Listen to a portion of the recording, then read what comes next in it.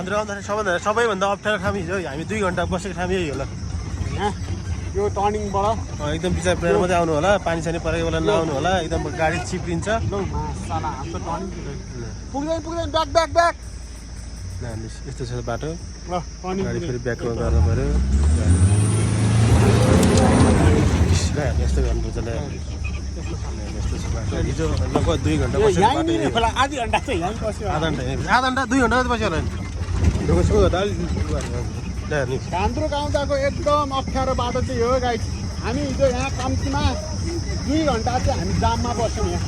ढुङ्गासँग load गरेर यहाँ गएकोले अनि यस्तो ठाडै ओह्रालो छ यस्तो झ्याउरे बाटो यो हिजोको यही होला यस्तो डेन्जर यहाँनिर चाहिँ उकालोमा आउने गाडी चाहिँ म्याक्सिमम पानी सानी पर्दा यताउता गर्दा किन आउनु होला भन्न चाहन्छु मैले 10 मिनट पछि ल हेर्नु गाडी सब डलिरहेको छ ओह्रालोको ओह्रालो यस्तो छ गाइज ल है त